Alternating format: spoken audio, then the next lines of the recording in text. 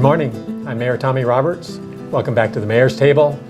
My guest once again this morning is City Manager Rob Mays. And Rob, good to have you again. Good to be here. Appreciate your willingness to be my partner on this program on a number of occasions. Well, it's a fun journey. As we try to keep our citizens informed of what's going on at the city government level. That's right. Today we're going to talk a little bit about the city and the city budget and planning process for fiscal year 18, and we're going to talk a little bit about the just concluded special session of the New Mexico legislature. Let's start there first. The legislature met in a special session. I think it was convened on May 24th, and they were in session for a day and a half. The purpose of the session was to essentially come up with a budget. The governor had vetoed the legislative package that provided for budgetary matters and had vetoed large segments of that budget, particularly higher education and funding for the legislature itself. And so they had to go back in a special session and refund higher education. The session concluded with those basic things being done and a budget having been passed and signed by the governor. But not much else happened. What was your reaction to the special session? Well, I think this is our third segment actually talking about the legislative process this year and how intertwined it was with our budget process. My reaction was I'm very, very disappointed in the outcome. I mean, it's at best we could say about it is they didn't do anything worse to us, but unfortunately our state missed out on an opportunity for tax reform. The challenges of our state's economy had brought people together in more of a bipartisan way than it had been historically, and there just wasn't the leadership to bring this about, to see some true tax reform. As you know, we have really wanted to see a reversing of the current trends. Right now we have nothing but upward pressure on our tax rates in our state.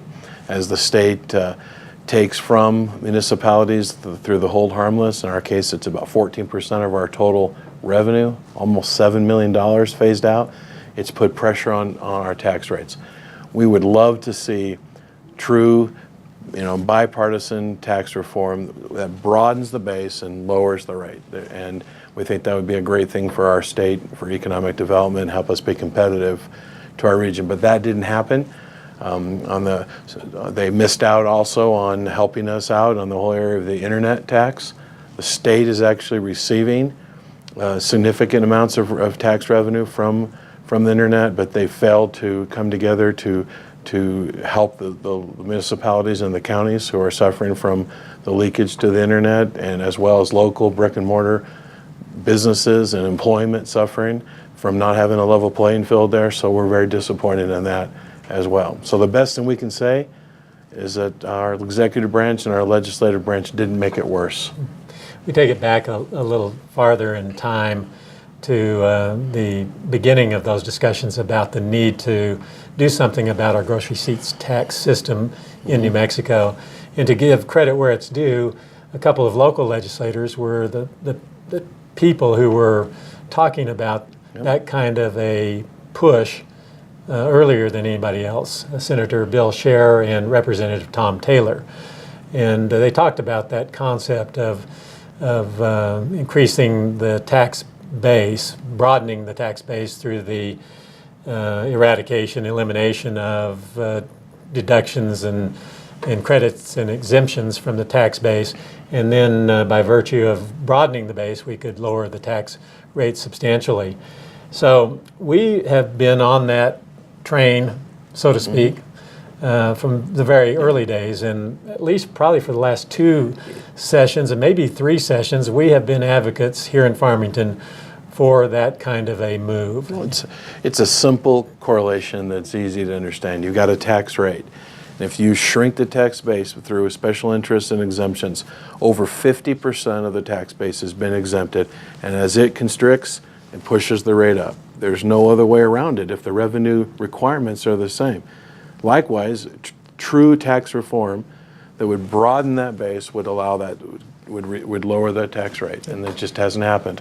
And some of our effort, and really realistically, it's been quite a bit of our effort recently, has been focused on one of those exemptions, and that is the exemption provided to food and its elimination from the tax base back in 2004 or 5, I believe. And there's been a lot of subsequent legislation enacted that as a result of that very first piece of legislation in 2005 that removed food from the tax base.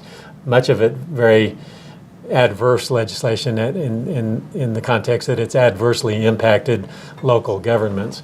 And so our position has been that the simplest solution to the current revenue problem that's being experienced by the state government as well as by local governments would be to undo everything that has been done with respect to the food tax issue since 2005. Well, that's such a great example because while no one wants to pay tax on anything, I get that. But simultaneous to the state removing food from the tax base, they simultaneously enacted a 0.5% increase in taxes on everything else.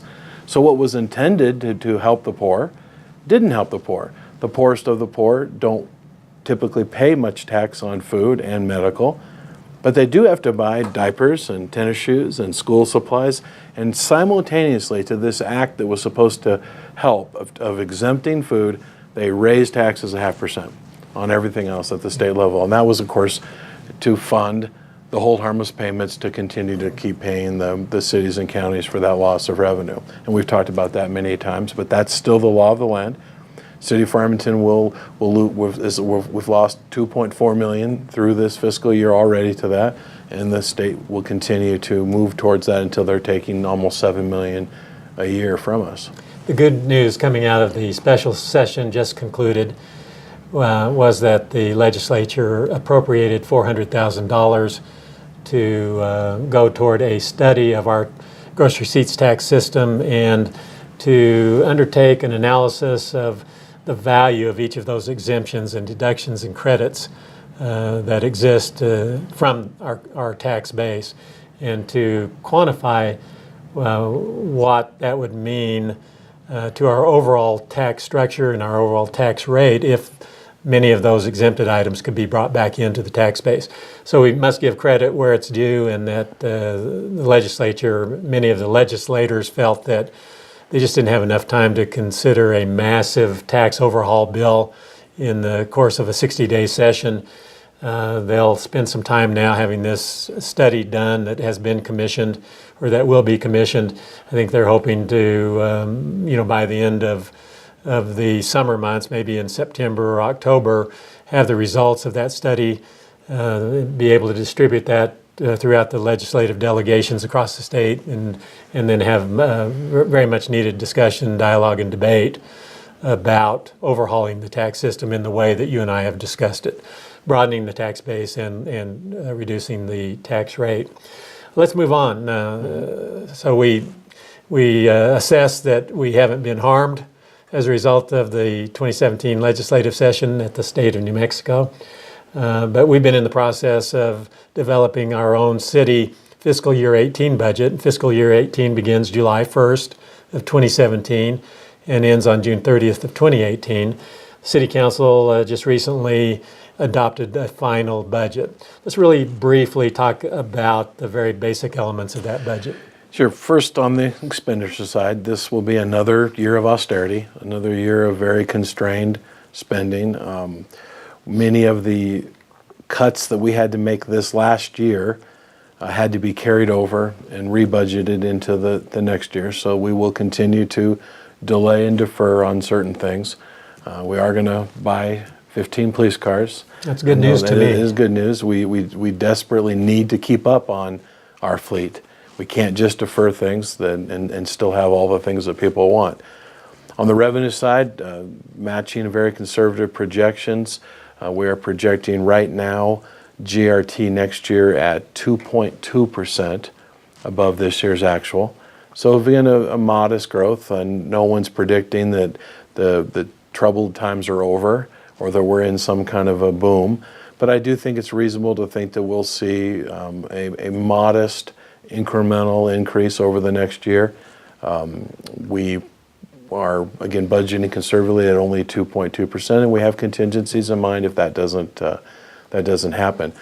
And that's not based just on wishful thinking. We are seeing evidence of things happening that would tell us that maybe we have reached that bottom. We've been on a 3-year slide, and that maybe we have rounded out. We're still below a year ago, but a couple items that we're looking at, and of course we're seeing a lot of hearing good news about in the oil and gas sector and different things. But specifically, we have seen 2 things hit us recently. One is our industrial load in our electricity. This last month hit an 18-month high, and we have seen and can track electricity sales very much track the health of the economy. So there'd be an indication there that we've crossed that line and perhaps found the bottom. Additionally, GRT coming from the oil and gas sector this last month was a 16-month high. So we're hoping that maybe we're starting to see some of the evidence of a lot of that activity and a lot of the hiring that we've heard about. Still a lot of questions, a lot of uncertainties out there, and we know that we can't have a very long-term outlook. We're still in that very much short-term outlook in terms of revenues that we might be able to expect. We're going to have some more history of some stable revenue months before we can feel real comfortable with that. You indicated we have a number of different contingencies in our budget plan. We have a nice cash reserve that we have been counting on if needed for the last several years.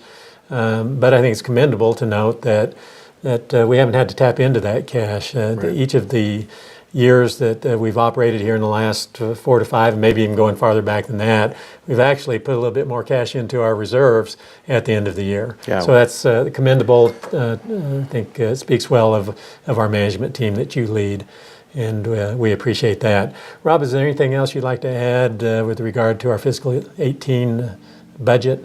No, I don't think so. All right.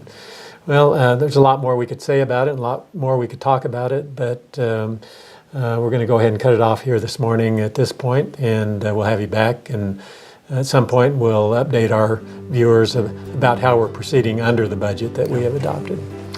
Again, we want to thank all of you for being with us today on the Mayor's Table. We look forward to seeing you again next Monday morning.